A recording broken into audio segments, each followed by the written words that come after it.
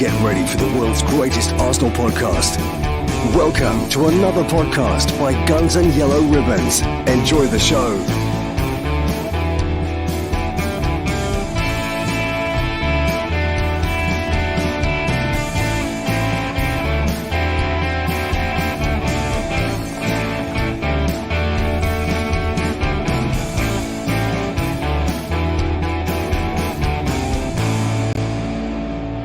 Hello, good evening. Welcome to another episode of Guns and Yellow Ribbons. My name is Fergus. I am your host. I'm with some sober people for once after last week.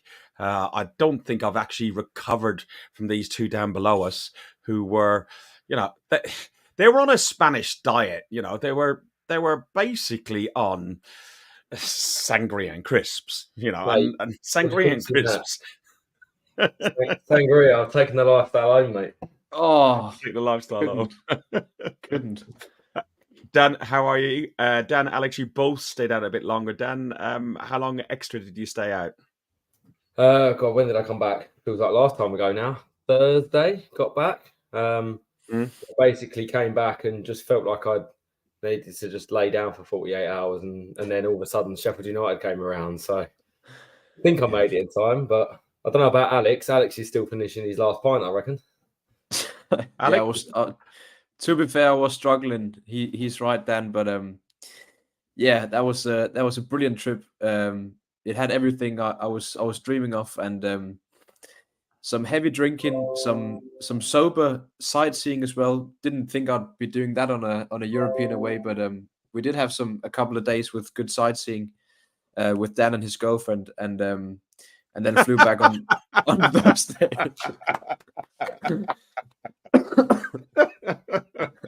I mean, Alex, if you'd like, Alex, we can go on a double date with your girlfriend if you like, mate. I would. She was in Denmark. You can't do that. She wasn't in Spain. I know, but just I'm offering if Alex would like.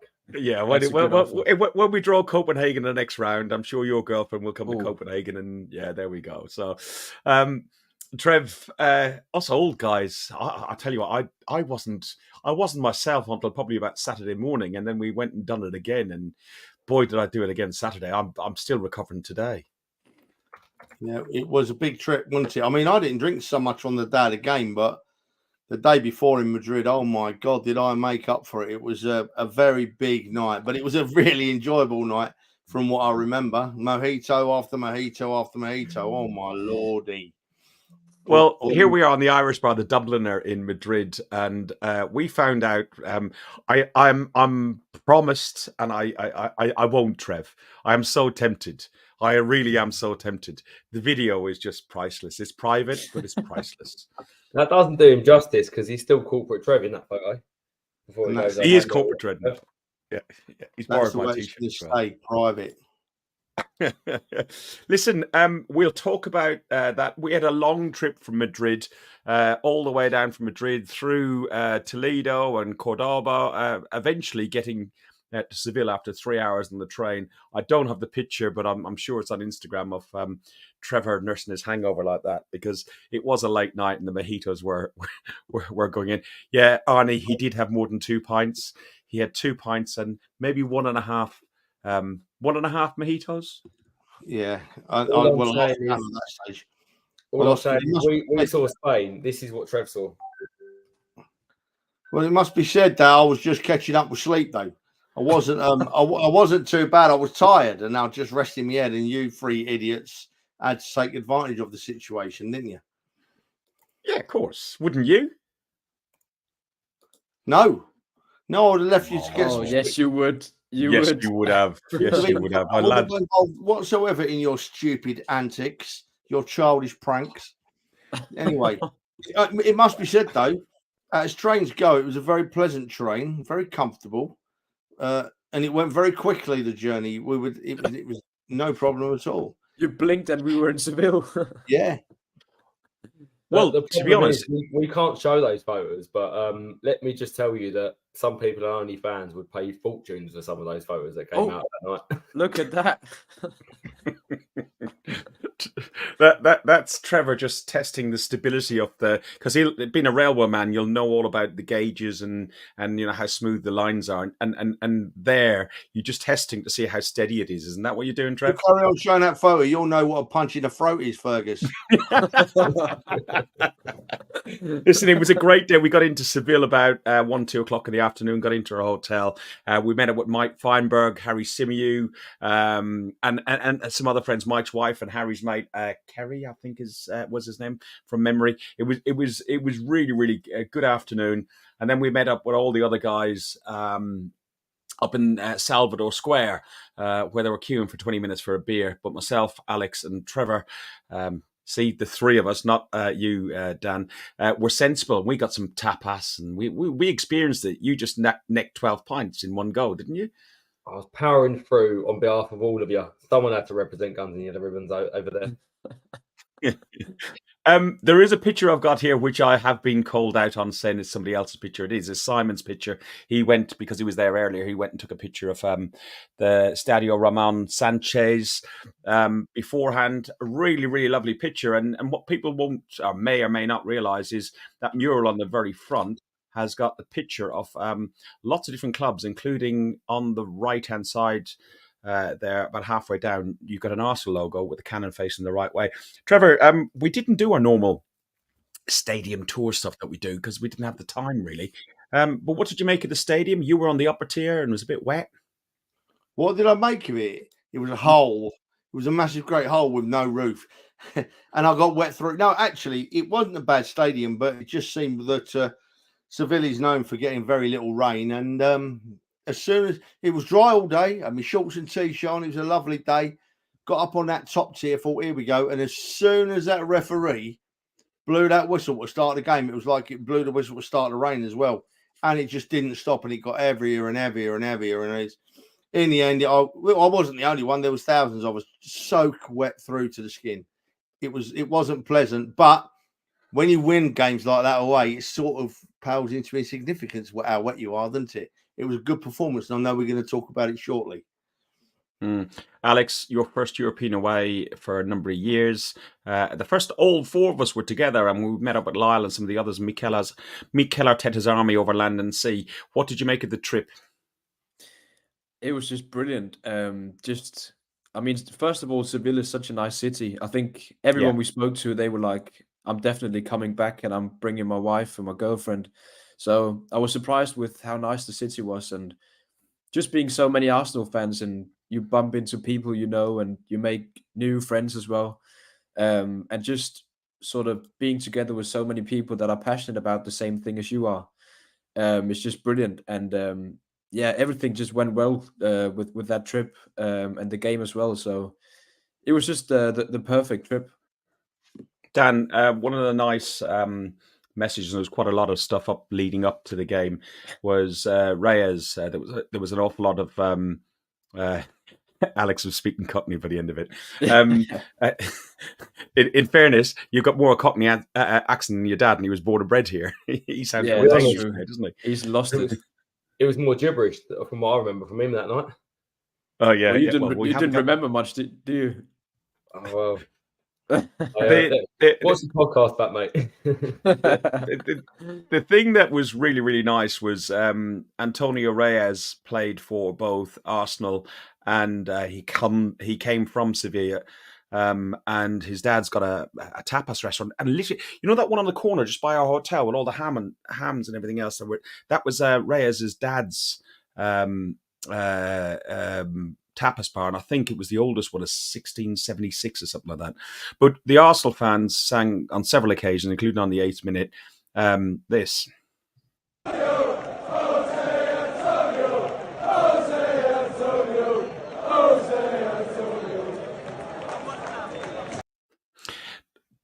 Dan, it was really well received by the local fans, and it actually gave me a little bit of a tingly chill.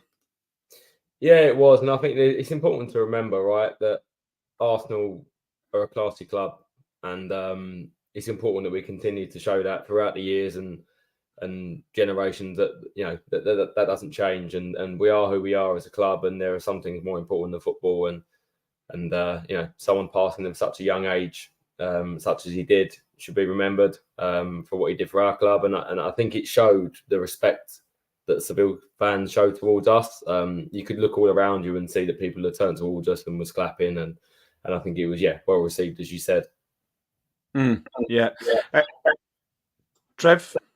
Yeah, I mean, I've been to a few away games in Europe, and it was a surreal moment. It was in the upper tier. I was stood. The part I was right next to the Seville fans. There was a few seats between us, but there was no barrier, just a line of police officers.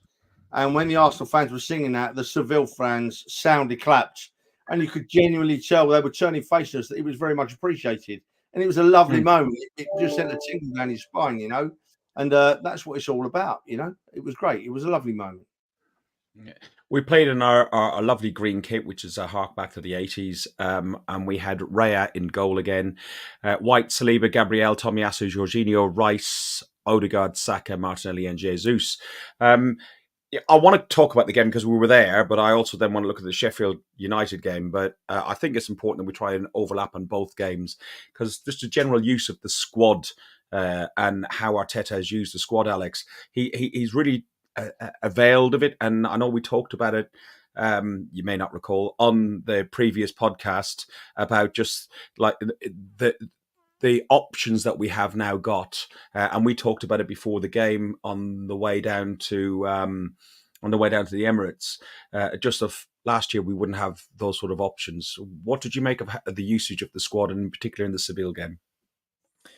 Yeah, I think in the Seville game he went all guns blazing, and I mean, you could debate whether Cini or Tommy is our preferred option, but I think in like tough away games, I think he will go with Tommy, and so I think it was the first time this season that we started with Saka, Jesus, and Martinelli in the same side as well. So we really went strong, and it paid off, because I think that link up between Martinelli and Jesus really flourished in that game, and something that we haven't really seen too much this season because of injuries.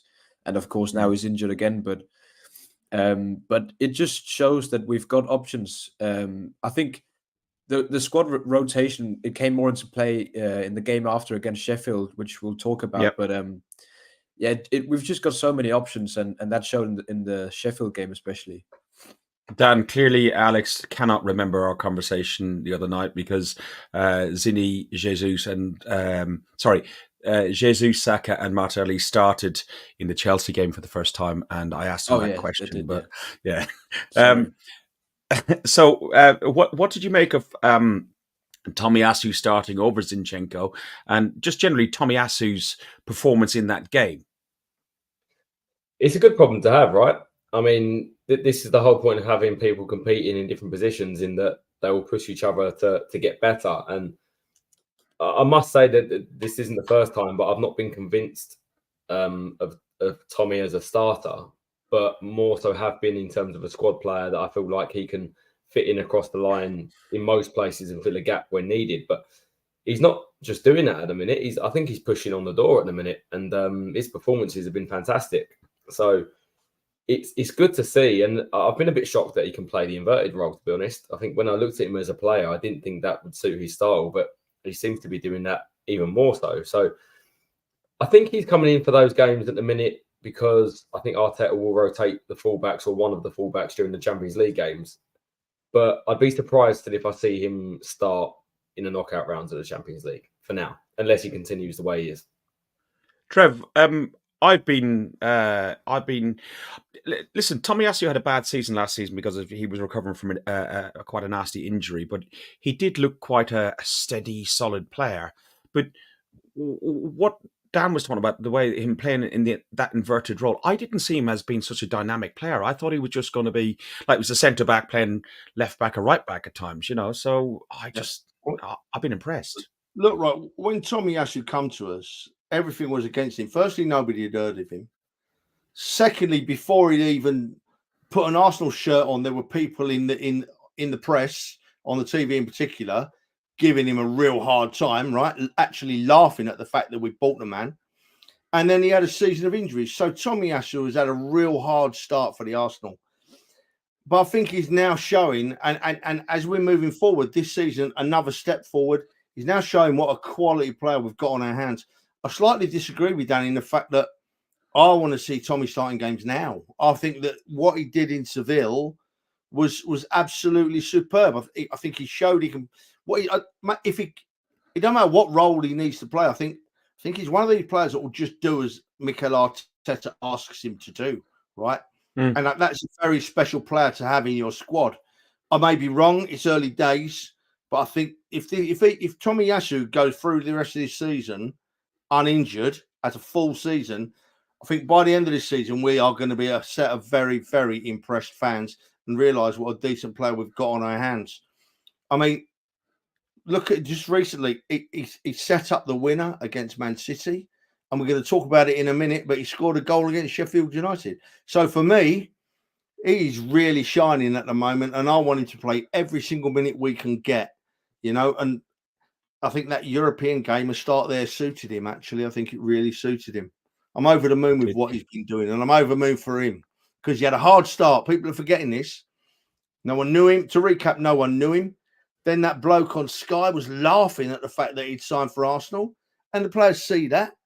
Then he gets injured, but he's still come through it with a big smile on his face. I'm very happy with the man.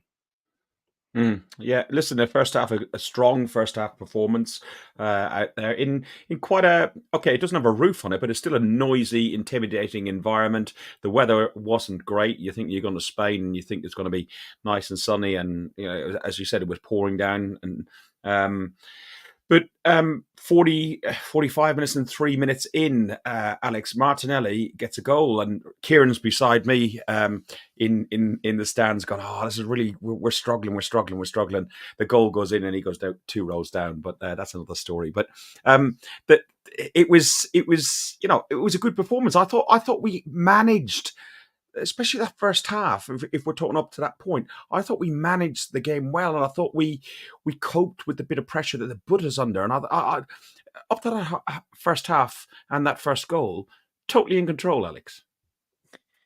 Yeah, I didn't think they had too much in the first half, and we also had a big chance for Martinelli before he scored the first one, which was similar chance where he gets through on goal from a pass from Jesus, where he didn't get the finish. The keeper came out well, and then when he got the chance again, he didn't make any mistake. Rounds the keeper and puts it in the back of the net. And it was just such a good work from Jesus before setting up the goal. The little half turn, the Cruyff turn he did, creating space, and then just seeing Martinelli out of his corner and playing it into space was just beautiful. And that's what he does in the big games. Jesus, he steps up, and he's got an incredible record in the Champions League goal-wise. So he's just a massive player for us, and it was gutting to see him go down injured later in the game. But yeah, I think we did well in the first half because they did put us under a bit of pressure, but they didn't really create any big chances. And I think that's what you expect from like a European away game. You get put under pressure from teams, and you just have to stand against that pressure and then start easing your way into the game. I think that we did that very well and started to have the ball more and create more chances, and then we took our chances. Trev, that turn, that pass, that assist, it was sublime to watch, wasn't it? Take yourself off mute. I just want to put this up first. Dale, we're talking about the Seville game, mate. Sheffield game comes in a bit, mate. Catch up, Dale. But no, I thought Jesus was absolutely sublime. That evening just seemed to suit him. He was very busy. And it was actually when he turned to pass the ball to Martinelli and sent those 2 Seville defenders off in a taxi, you heard the gasp from the Arsenal fans. Oh, when you see something really good. And then the ball was just Martinelli don't break stride, does he? And finishes it nicely, as after one of the lads just said, after missing the earlier chance. So I thought that up until when he went off injured, I thought Jesus just shone. He was just in his element. It was a joy to watch him play. And early into the second half, Dan, Jesus got his own goal. What did you make of his goal? I mean, the criticism this guy gets from some sort of ends of our ground, I'm quite shocked with. I don't think he's going to ever be like a 30 goal a season man, but if he starts banging in goals like he did against Sevilla, then that adds another level to the guy. For me, he's a very classy player, and when he plays, we improve as a team, and I think that shows. We had a very good performance, I think, against Seville. But for me, the biggest thing was that we came out in the second half and we got that second goal, as we just said, from Jesus. And that was the difference between us in Seville and us in Lens. You know, we had the players on the pitch like Saka, Martinelli and Jesus that are a bit more clinical and can take chances and get the second goal. So big goal, but a guy that's, well, he pretty much created it on his own, right? And fantastic finish. We made it a little bit difficult in the end. A couple of minutes later, we conceded a goal. It was 2-1. And then it was a bit... The last 15, 20 minutes, Trevor, I found I was a bit more clock watching and I was a bit more nervous. I was with the other two guys on here. You're up top on your own. What was the feeling up there, besides being wet, about that last 15, 20, well, half hour even? It was just clock watching, mate. Just clock watching. Once we started dropping deeper and deeper. And when I got in, and my wife Donna had watched it, and she said to me, "How did you get through those last 15 minutes?" She said, "Because watching it at home, it was awful, watching it." And I said, "Yeah, it felt the same in the stadium, but we gritted our teeth, didn't we? And we played a bit deeper, which always is uncomfortable, but we did the job. And what's really pleasing is that once again, Arteta showed that he wants to go deep into this tournament, didn't he? We had a great starting lineup, and we had the subs that came on didn't weaken us at all. So yeah, it was very nervous because we said, didn't we, last week about the importance of that game? I think some weren't getting the importance of that game after getting beaten Lens. If we don't get 3 points in Seville, then we're probably going to have to get something in Eindhoven, and we'll be a much better side and much more comfortable if we can go to Eindhoven and have a big party, and not worry about what we need to get. So, yeah, it was nerve-wracking. We did start dropping deeper and deeper, but we got the job done. So, move on. 3 points. I'm happy. Alex finished 2-1. And the opposite tie in the group finished, I think it was 1-1. So it puts us back into control of the group. We're 10 points. I wish. We're 6 points. We're top of the group. And it's Lens who are our closest rivals, 1 point behind. We've got to play them in a couple of weeks at the Emirates. We've got Seville next, and then 2 weeks after that we've got Lens, and then we go out to PSV. What's your expectations then, and your final comments on the Seville game?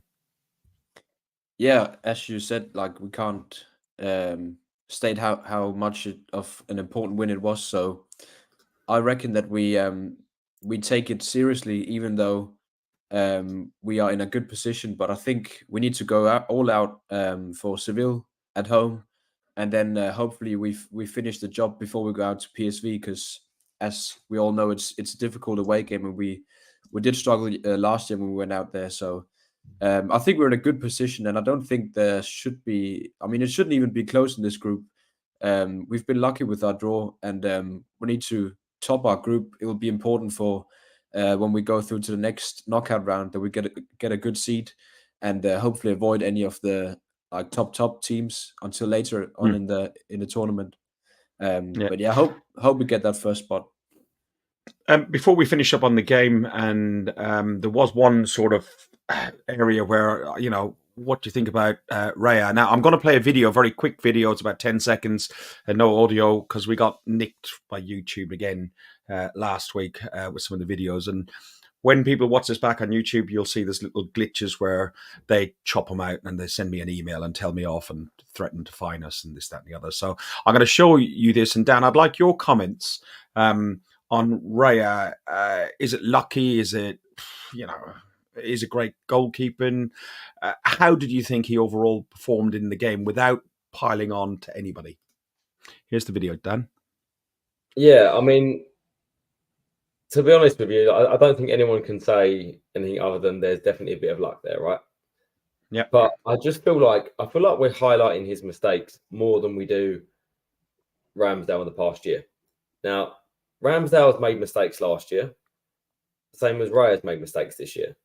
But I just think it's important not to be picking a favourite and jumping on one as opposed to the other. Let's be honest. I think I'd back most people's opinions and say, on form, I do think Ramsdale should still be our number one. I expected it to take a little bit longer than it did.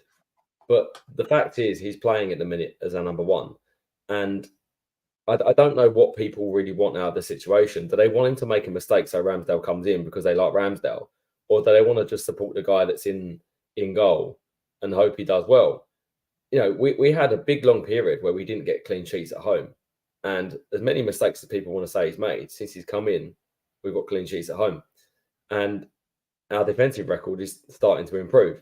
Now, the mistakes he's made at times from passing out of the back, you've seen Ramsdale make the exact same things last year. I saw a clip on Twitter someone had put together, and he does the same things, but he doesn't get called out for it. Now, I'm be quite happy not to call Ramsdale out for it. Just don't call Raya out for the same thing. We're not picking sides. We're Arsenal fans, and whoever is in is in. Away from the ground, have your opinions, sing his name. I'd back it. I want to sing Ramsdale's name. I love what he's done for the club, and I love the bits he brings to the club away from just playing the 90 minutes. Trev? Well, firstly, Arnie, I'm sorry, mate. We can't bring Brad Runnison. I don't think he's quite at the level we need at the moment. But I'm not going to say a big, long statement. Everyone knows my feelings. I think that Ramsdale is a better keeper at the moment. I think that Ramsdale is seriously unlucky to be dropped, but he's playing Raya, so I support Raya. That's it for me. It's done. Yeah, no, I agree, and we're not digging out Ramsdale or Raya in this, and I don't think we have on either keeper, and I don't recall a huge amount of people digging out Ramsdale in the past either, except for when he first started, because he'd got relegated twice with Sheffield and Bournemouth and so on. But he's done really well. Sorry, my earphones have just gone, so I'm going to take them out. I can't hear you at a second. I'll ask you a question. It's time to ask you, since we're on the subject. What did you make of that Ramsdale farewell at the end of the game, mate? When he came over to us? Yeah, it seemed a bit strange to me. Seemed a bit extended and a bit very enthusiastic, but with a sort of sad face on. He seemed to have, So well, he had a cheeky grin smile so for people who weren't there, we were held back for 20 minutes after the game, and the players were on the bench and so on, done a warm down, and El Neni came along and Shake It El Neni was sang, and there was some really good songs, and they all appreciated it a lot. And then after they all went in, Ramsdale came out in his jeans and his Adidas green Adidas top, and he came in and applauded the away support, which is really admirable and really, really good. And then we started singing his name. But it did just feel a little bit weird, Trev, didn't it? It felt like it was almost like he was leaving the club. Yeah, it did seem a bit. We expect Ramsdale to come and interact with the fans. That's partly why he's so popular, because he's a fan's favourite. We've watched Arsenal develop since Ramsdale joined the club, and so he's a fan's favourite. But it just seemed a bit different when he came over at the end there. I think maybe we're reading too much into it. I don't know. But just the look on his face and the way he came over, I don't know. It just didn't seem like it was normal to me. Alex, Dan, did you read anything? Are us old-timers reading something into it? I didn't really too much. I think he just likes it. I think he just enjoys coming over to the fans. Okay.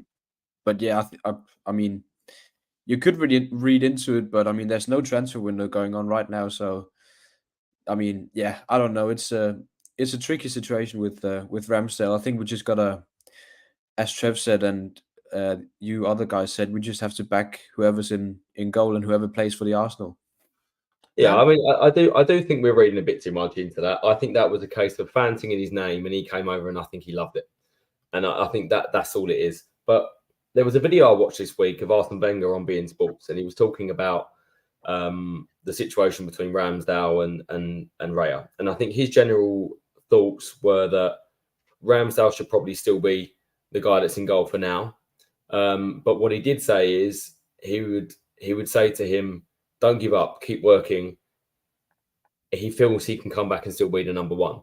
And that should definitely be the case. There's absolutely no reason why he should be giving up. And let's be honest, if he gives up, maybe he doesn't deserve to be number one. I'm hoping he just keeps going and he gets his place back. If that's what happens, then fantastic. But just a few comments in the chat. I think the comment firstly from Heath on keeper's confidence within the defence. I think it's a change of mentality in the defence. The defence needs to be ready to receive balls in tricky areas and play quick passing football out from the back in areas that most defenders wouldn't normally be comfortable. I think Ramsdale did make mistakes. Last season, the first half of last season, by the way, he was fantastic. But I think because he was so good in the first half of last season, I feel like the second half of the season where he made mistakes didn't quite get highlighted as much. And too right. Where did he make a mistake? Where did he make a mistake? I think a lot of his shot stopping, where it went bottom corner, he didn't save things that he should have done. A few kicks out that he made mistakes where we scored early goals was down to conceded early goals. Was down to Ramsdale. Everyone makes mistakes. I'm just saying that I think people are not highlighting it. I recall Saka losing the ball and putting Ramsdale under pressure because he was further up the pitch playing that sweeper keeper role that Arteta wants him to play. I don't recall him making as many mistakes as you're talking about, Dan. And this is, he's not perfect, okay? And clearly we can see from Raya as well, he's not perfect because he's in his first few games, due to nervousness, lack of confidence, or whatever it was, he's put a few balls wayward. And they're human. They are going to make mistakes. But I don't know. I don't think he's done that much wrong, Dan. I don't think he has, by the way. I'm not saying he has done that much wrong. But I'm saying I don't think Ray has done that much wrong either. I think people are highlighting mistakes and making a big meal out of it. And a little bit like, if you're going to make a big meal out of Raya, then maybe do the same. My view is don't make a big deal out of either of them. But my only issue at the moment is not necessarily what keeper's in goal. My issue is that Arteta came along and said he was willing to rotate his keepers as much as he was his outfield players. He's created this problem for the keepers. We know the skills that Raya's got that Ramsdale doesn't, which is he's a better sweeper keeper and playing the centre back with close control of his of the ball at his feet. But he has said he'd rotate them, and he's completely dropped Ramsdale. And I don't want to get into this all over again because we want to talk about the Sheffield game, but I just think that Arteta has created this situation to a certain degree, and I find it a little bit disappointing. Yeah. Trev, do you want to have a closing remark on that? Yeah, I'll just say that Ramsdale's not done enough to be dropped. He's not got as lucky as Raya has. Right, Raya's been lucky not to give away a goal or two. And as for Arsene Wenger, as much as I love the man, right, and I do genuinely love Arsene Wenger, what he done for us, he's got no right to comment on goalkeepers when you think of what we had at the Arsenal in his last 8 years of reign. We never had a goalkeeper. We had people that we were every time the ball went near them, the crowd bit their nails and the tension was high. So, but at the end of the day, I can't have that Ramsdale made mistakes that made him get dropped. If Ramsdale's been permanently dropped, I won't have it. That is for football reasons. I don't know if I'm right. I don't know if I'm wrong. I'm giving my opinion, yeah? And my opinion is that I'm not having anyone tell me that Ramsdale been dropped for the quality of his performances. I can't have it. I tend to agree. Listen, stats on that game in Seville was 56% possession to Seville. Let me just get rid of that. And that we had 10 shots on target, 10 shots on goal, 4 on target. They had 9 and 2. Quite an even match, I think. Probably the 2-1. It shows how good the result actually was in getting a 2-1 away to quite a decent team. The player of the match, or the man of the match, as I prefer to call it in men's football, is Tomiyasu, and he was rewarded with a start again against Sheffield United. So we had against Sheffield United. No, he didn't. He got rewarded with a place on the bench. God, I'm doing an Alex. We had Raya, White, Saliba, Kivior, Zinchenko, Rice, Havertz, Smith Rowe got his start, Saka, Martinelli, and Eddie Nketiah without Jesus. But before we talk about the people on the pitch, we talk about players all over the football fans of all over the world, and the trips that we've just done to Europe, and the guys are going to go out to Eindhoven and stuff like that. There was one guy. Is it Tyler? Is that his name? Trev? GB yeah. Gooner. Yeah, GB Tyler. Gooner on Twitter. Look at this journey. So on Friday, he left America, Chicago, I think is where he is. And he came to see the Arsenal. He had 26 hours on a plane at an airport for 90 minutes worth of football and flew back the same day. All I say to you, Tyler, in the black, it was great to see you on Saturday when you came around and saw all of us. He didn't get a chance to speak to you, Dan, because you were in the middle, screaming and shouting at people as you normally do. So like with a flag on your back. Yeah. So I had but quite he a did- long chat with him, Ferg, Good. and he's a lovely lad. He really is a lovely lad, and all credit to him. I thought I had a long journey coming from Lincolnshire for every game, but it sort of puts commitment into perspective when you see a lad do that. So Yeah. well done, Tyler. Lovely talking to you, mate. I know you're listening to this. I know you listen back to it. So well done, mate, and all the best. Lovely talking to you. Hopefully see you again soon. Dan, no Jesus, no party. The stadium atmosphere Can before. I just quickly add the last bit, because I think it's maybe an important distinction to have, right? A lot of people criticise the atmospheres and the ballots and the things that's going on in the club, and they talk about and no, we've made the same mistakes. We talk about maybe tourists or overseas fans, and I think it's important to say that I think it's important to say that maybe is not the issue, right? Because you have people travel lengths of time as we've just said and come from overseas, but they come and make a noise and get behind the team because they love the team. And I don't really care if you travel 26 hours or a minute. Just when you get in the stadium, make a bit of noise. But you've got no excuses to say about, I can't go to this game, or I can't get, when away tickets come up and low points and I can't bother to travel this far, and just get to the game and just make a noise. And then that's all we want to see behind that team. To be honest, the next bit on here is the atmosphere before the game. I didn't think it was bad. We said when we were in the pub beforehand, it was going to be a more difficult game because we could see within our WhatsApp groups, for various reasons, commitments, people had been away to Spain and so on.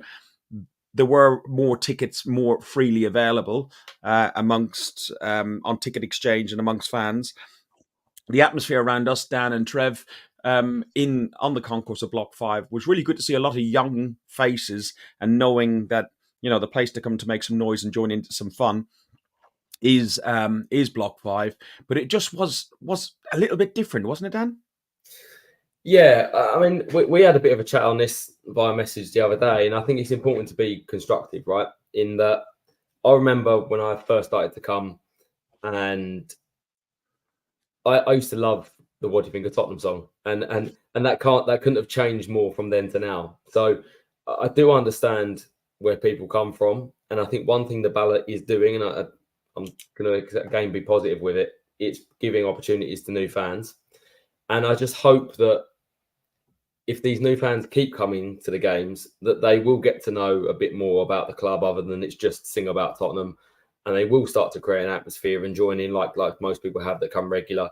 And actually, in the long term, hopefully, it's a good thing that more people come, and that we see quite regularly that when there's train strikes or there's various reasons that tickets fall into the hands of different type of fans, that those fans will actually come in, and because they've been to a few games beforehand, continue the atmosphere and keep things going.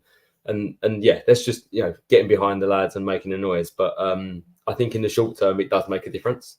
I think it's a shame that I feel like we're losing a little bit of what we had last year. But yeah, long term project. Let's hope it's a positive.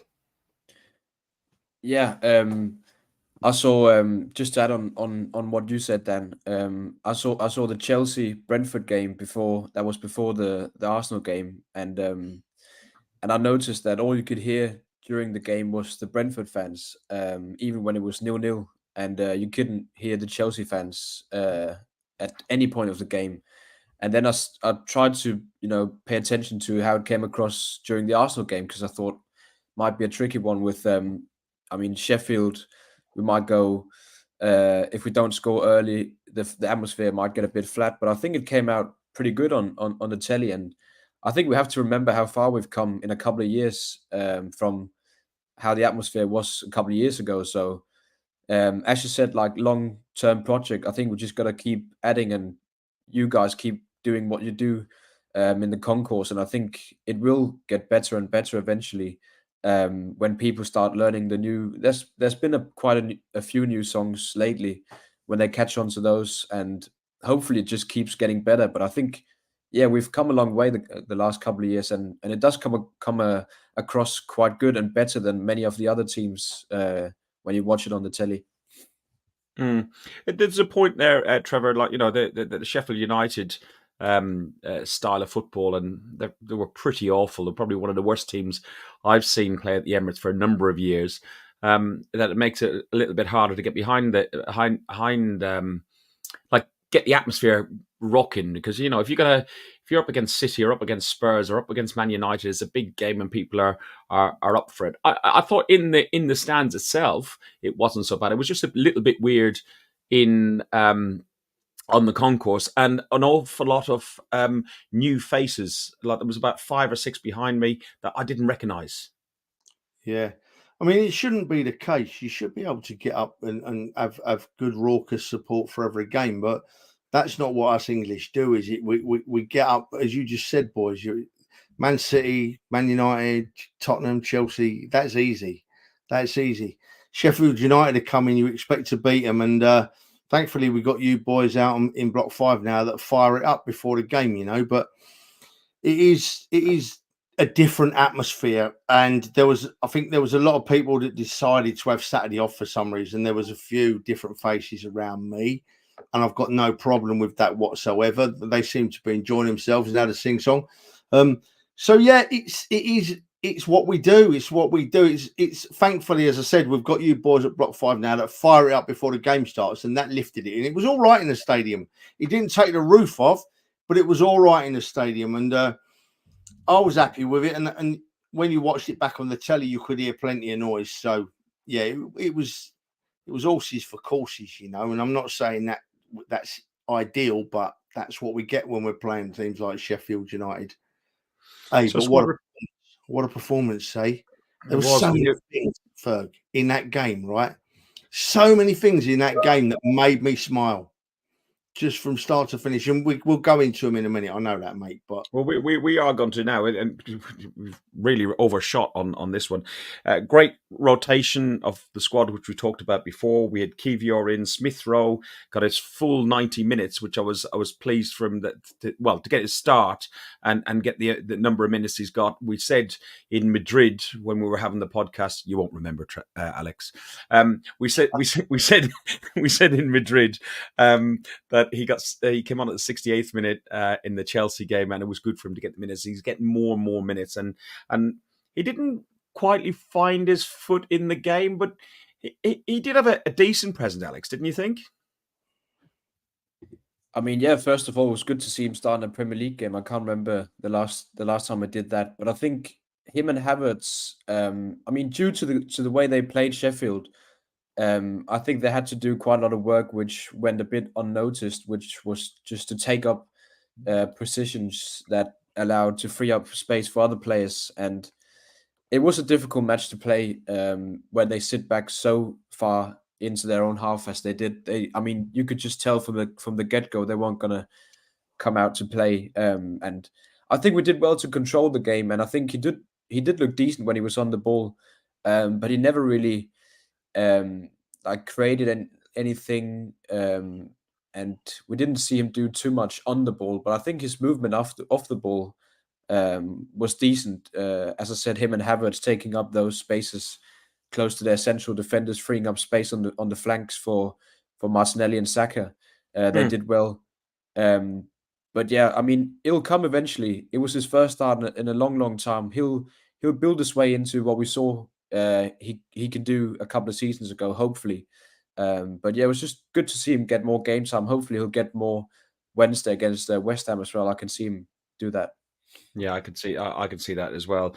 Raya had a good game, Dan. I don't want to go hugely into the keeper thing, but just the clean sheet, and he did look more confident Saturday than he has in previous games. Did you think? I would say as a team, we felt more comfortable, and I feel like we wasn't troubled as a team. So as a defensive unit, I thought we were pretty good. Controlled the game, recycled the ball well. I don't feel like they caused us many troubles or many problems at all. And for me, that game was only ever ending one way, and that was a big, big win. Yeah, I didn't think it was going to be as big of a win, Trev. And before we talk about Eddie, I want to have a quick touch on Tomiyasu and the penalty as well. Tomiyasu getting his goal in the die-in stages at 96 minutes into the game was really good to see all his hard efforts over the last few weeks getting paid off. I think that's his first goal for Arsenal. It's definitely his first goal this season. And Kai Havertz, go on. It was his first goal for Arsenal, mate. Yeah, it was his first goal. Yeah. And Kai Havertz, he came on and we were singing his song. The song you sang in my ear for 13 hours. Yeah, I'm not doing it now. Enough. I know, thank you. But I would have thought in that penalty situation, okay, Vieira won the penalty, and they were given the ball to Kai to take the penalty, and then Vieira decided to take the penalty himself. Would you have given Havertz the opportunity to take that penalty and score and build his confidence further? No, because from what Eddie Nketiah said in the after-match interview, Havertz was never in the game to take the penalty. It was either going to be Eddie getting his fourth goal, or it was going to be Vieira taking the penalty. And Eddie said he was very happy for Vieira to take it. If you talk about the penalty, I think Vieira got lucky. The goalkeeper went the wrong way because it was an awful penalty. It was whether he saw him move first, so he just rolled it that way. I don't know, but it wasn't anywhere near the corner, and he didn't have a lot of pace on it. But what Dan just said is exactly right. Right, for me, we're playing Sheffield United, possibly the worst Premier League team I've ever seen. Right at the Emirates. I know we've had one or two other bad ones, but they offered absolutely nothing. They were a big team, but that was all they were. So when a team like that comes to play at the Emirates, you've got to hope you can take some positives out of the game because you think we're 99% certain going to win it. And for me, it was a game actually full of positives. I was very happy to see Smith Rowe get some game time. Yeah, was over the moon with that. Eddie's hat trick wasn't an ordinary hat trick. It was a very good hat trick of good goals. Yeah, I was happy for Vieira. And then when Tomiyasu scored, right, I'm summarising. We're going to break this down in a minute, I know. But when Tomiyasu scored, it seemed to me that every single person in the crowd was over the moon for the lad. Yeah. I just got that feeling, just got that feeling that everybody in the ground was happy for him. And for me, that's a statement about how highly is regarded Tomiyasu.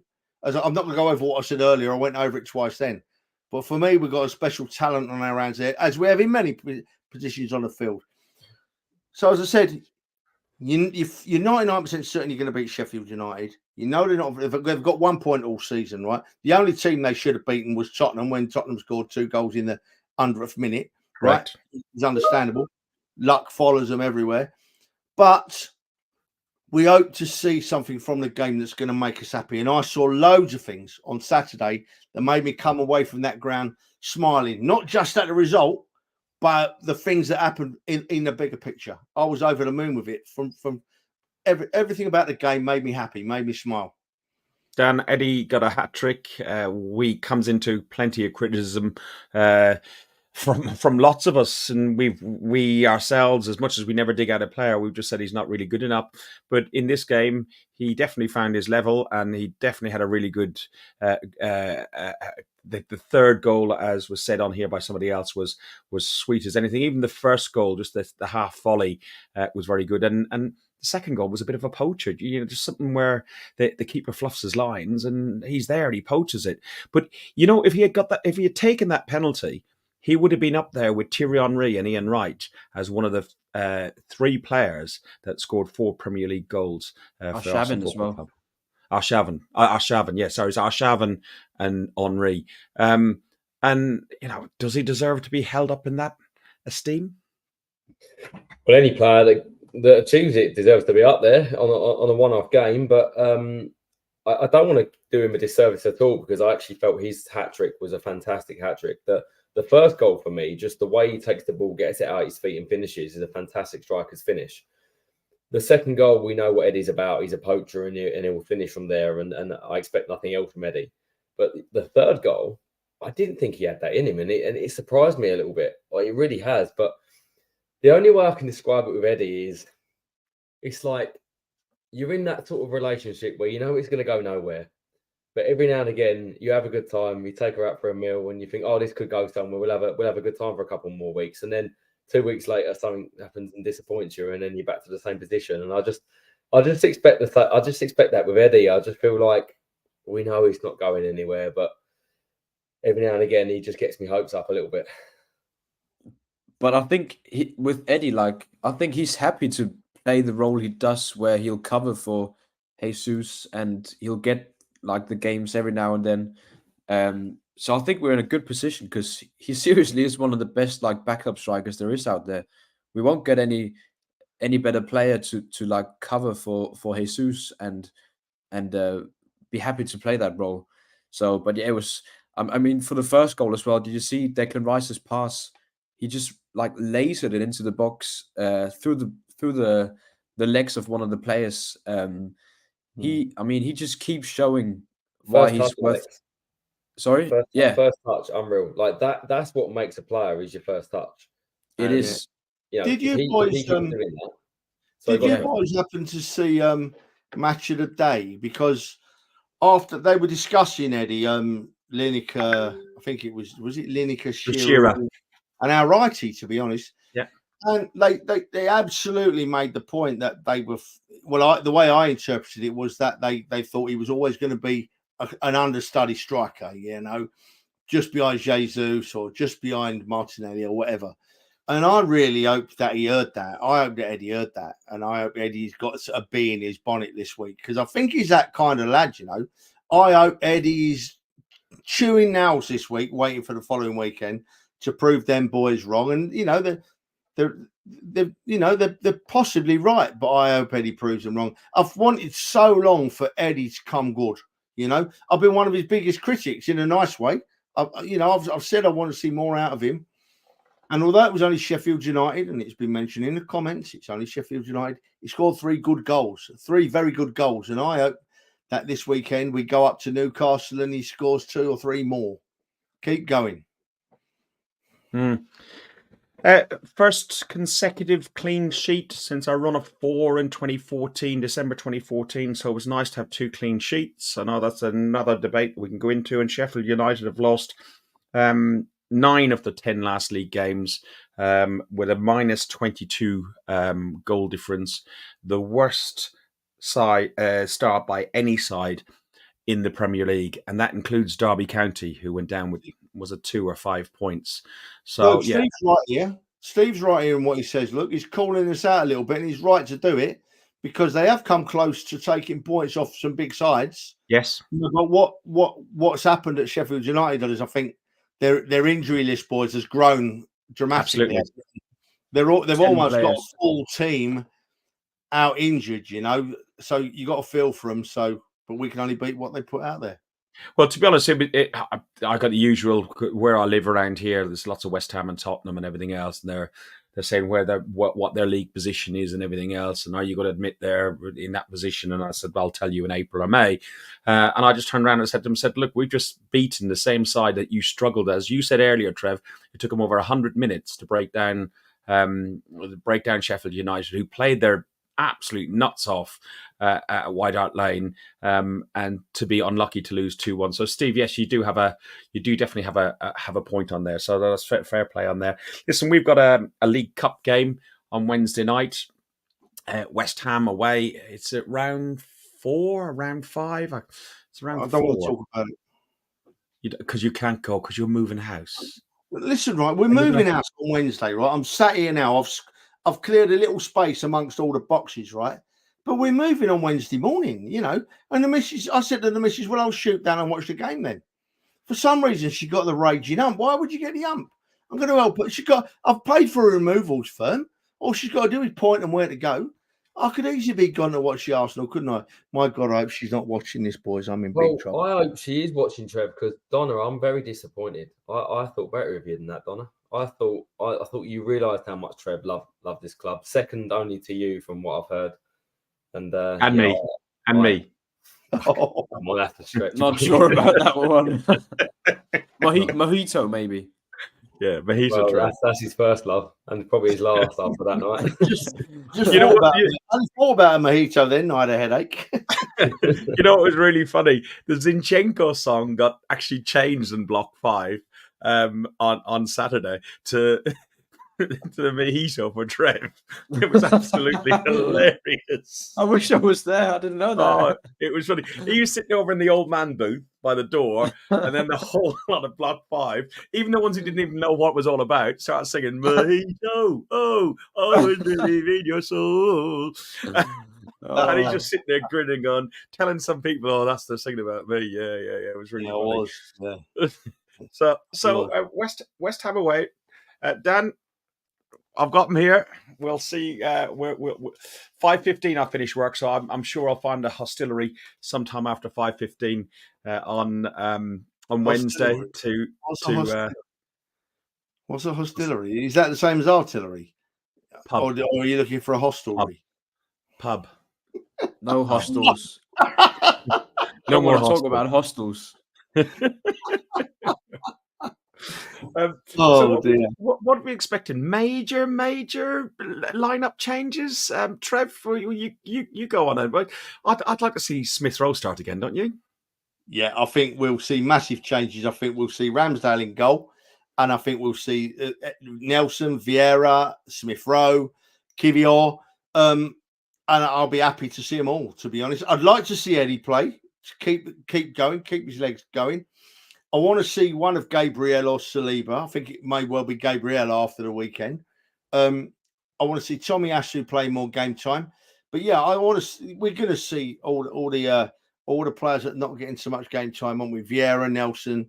I think Trossard will probably play, and I'm looking forward to it. I think that we've got a team now that are plenty good enough to go have a run deep into the Carabao Cup. I'll put a bock on it now, and it'll be all over Wednesday. But no, I think we'll be all right.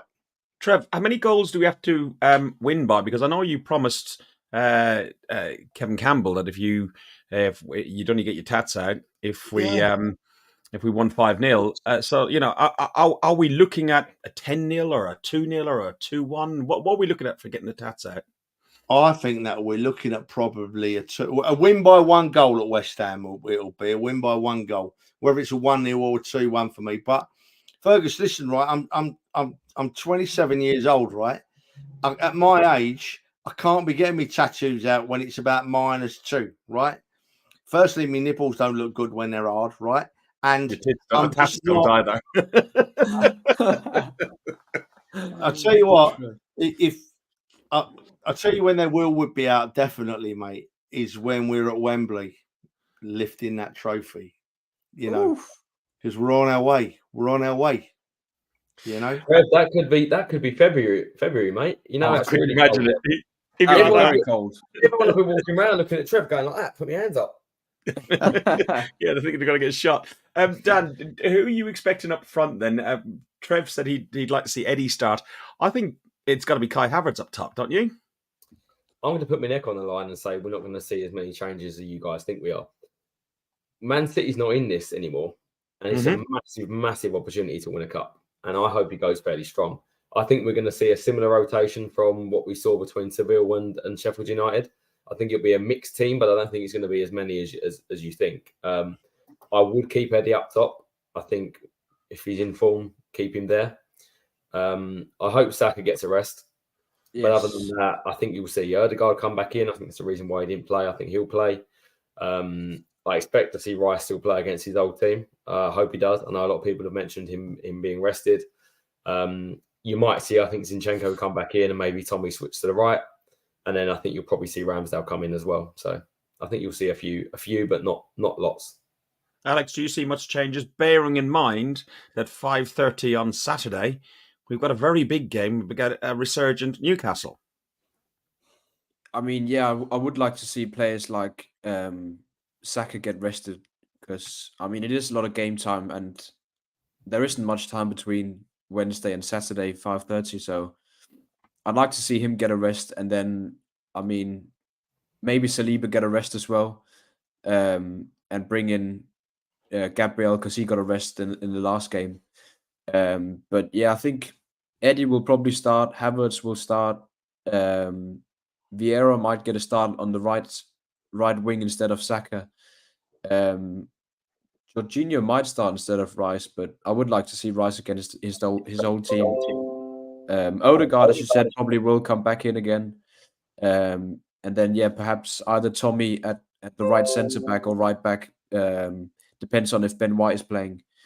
And then Kiwior might play left back as well. But we'll have to see. I think we'll see some changes from the weekend's game. Trevor, by the sound of it, your OnlyFans channel is like kicking in because we can hear all the emails coming in. That is not me. That's not me. It must be Dan then. It must be Dan because everyone.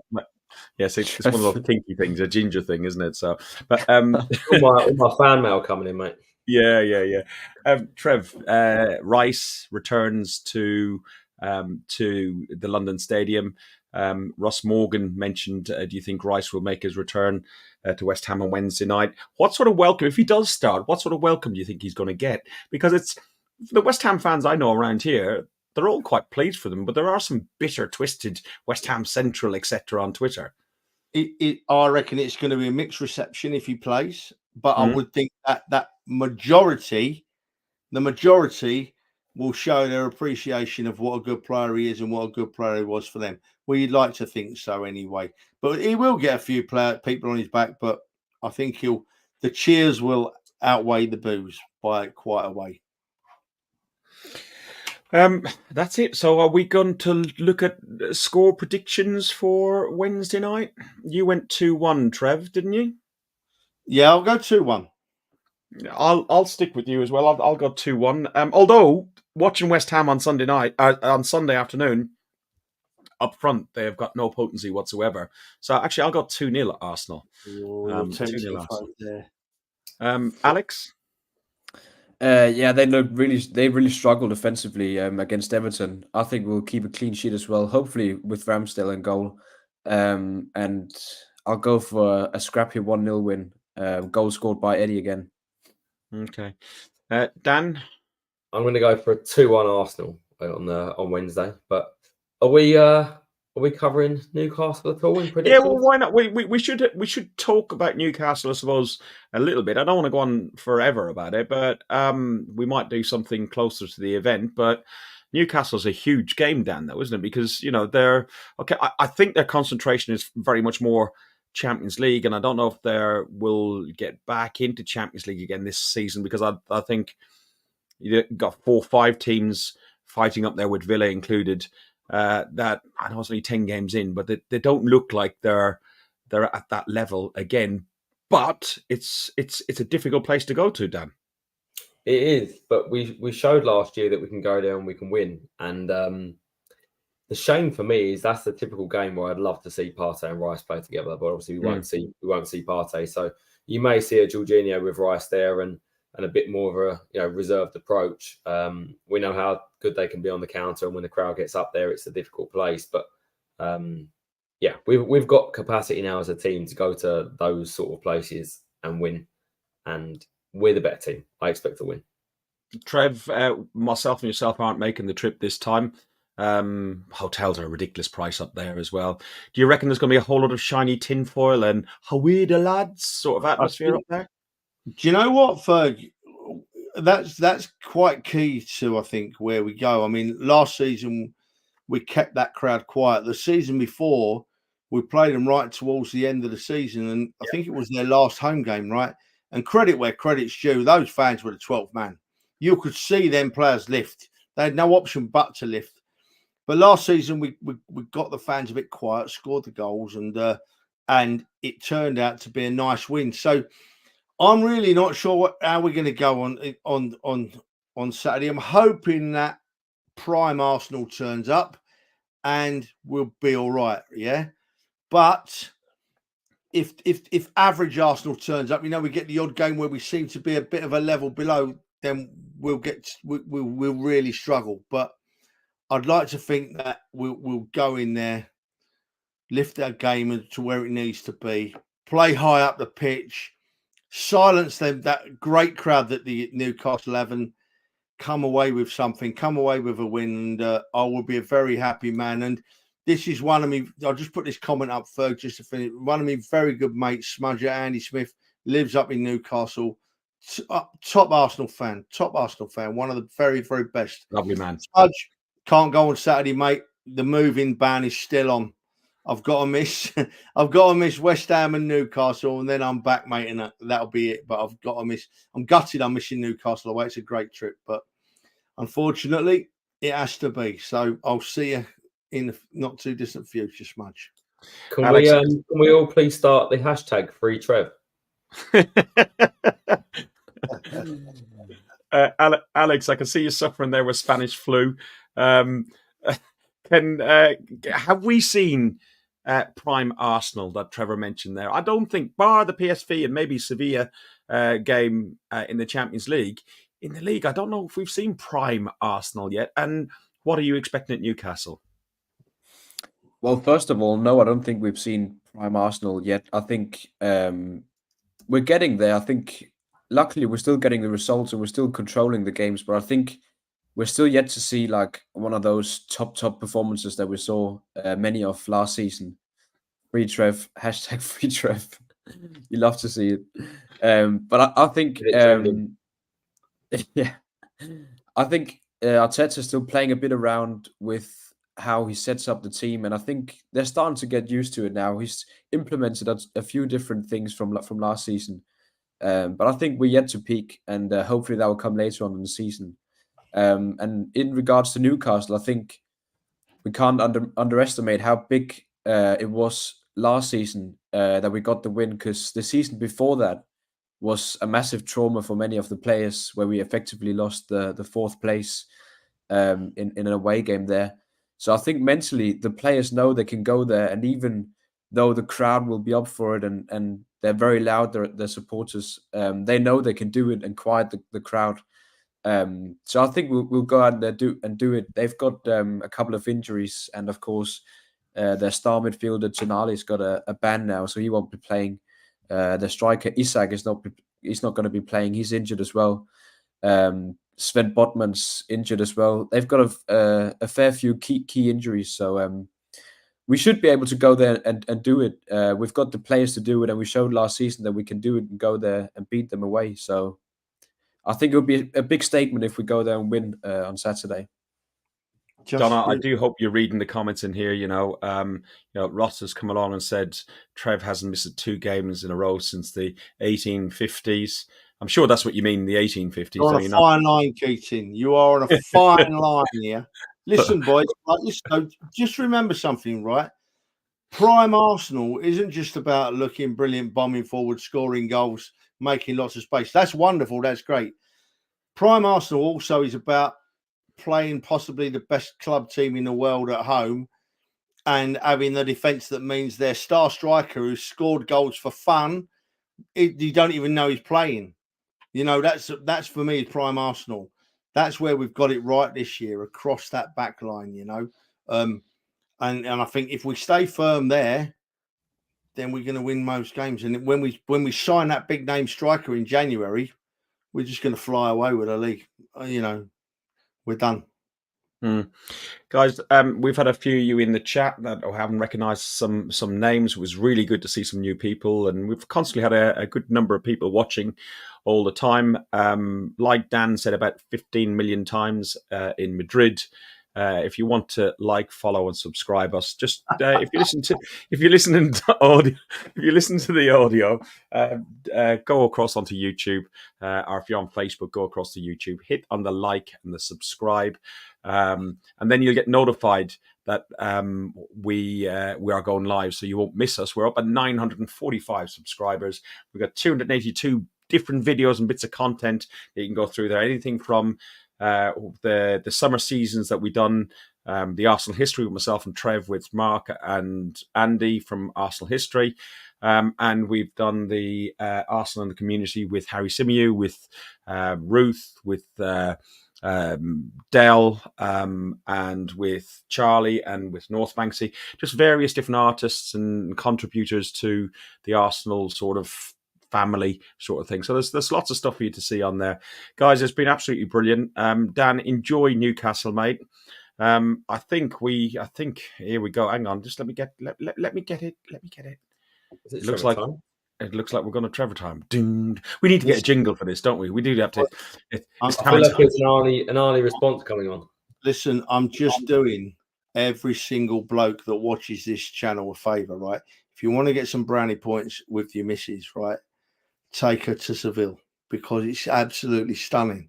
She will be over the moon with a visit to Seville, and it ain't that expensive. You can get a few beers and that, not too expensive. It's a wonderful city. I've already booked. I'm taking the missus. I'm going to be in the good books. Have you booked it, Trev? Yes. Oh, brilliant! Yeah, to be honest, I'm going to do something similar. I'm going to do something similar with the wife. I'm probably thinking April, May sort of time to go over there. Thank you to Jim Eves, who's just subscribed. So anybody else who wants to subscribe now before the music goes, we will give you a shout out. But yeah, that's brilliant. Boys, have a great weekend. Before we go though, we got to talk about this fella. Oh, yeah, he's getting old. He's getting old. Very old. Mid-20s. It's starting to hit. Have you got a filter on that screen? You got a filter on that screen, Alex? No. He doesn't look like some don't worry. You've already got your mask on a day early, haven't you, Trev? You know what? There was before we got happy birthday for tomorrow. Alex, 24. Have a wonderful day. We will put a shout out for you. But it's just reminded me there was a clip. I've still got it on my phone somewhere, and it was Trevor in Guimaraes, and it was it's only €1 a pint, and he couldn't get his key in the door.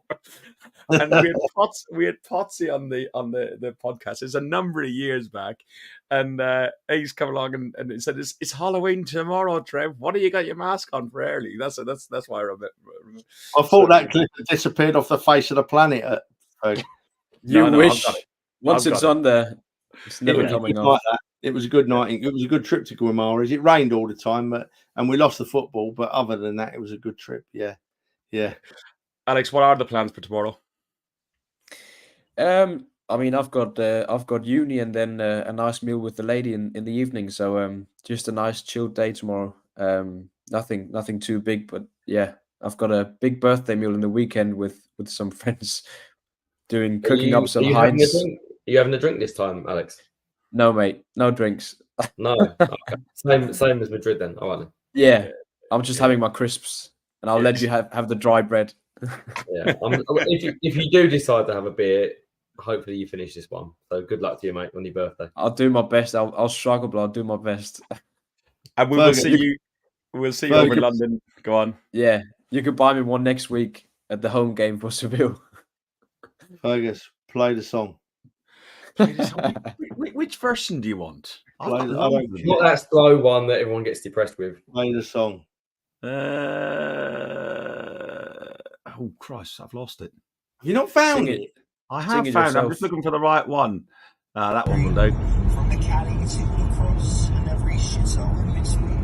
Past the church, the mosque, the crack den, and the offie on the corner. See the brasses from the brothel, pretends to be a sauna. Watch the bedlam in the bookies, see the winners and the losers, seeking solace from their sorrow in the local battle cruisers. Through the madness in the market, where with faces turn to Greek. Hello, governor, how's your mama? Your son be lucky geezer. Double pie and mashing liquor. Couple of rubies, we don't chat. Portraits, iron gangsters pick up every day and after scaff. The little fuckers causing trouble for the causes make you smile. You're meeting muckers for a couple. Forget your troubles for a while. From the fall to the heaven, all the faces are the same. Cause the manner might be changing, but the people still remain. North London forever, whatever the weather, these streets are our own, and my heart will lead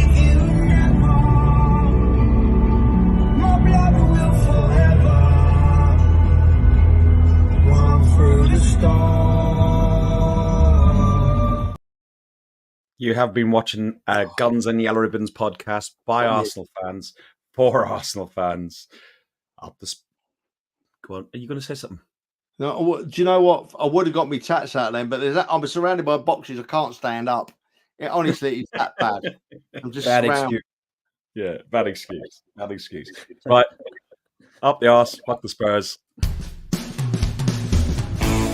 Thanks for listening to Guns and Yellow Ribbons, an Arsenal podcast by Arsenal fans for Arsenal fans.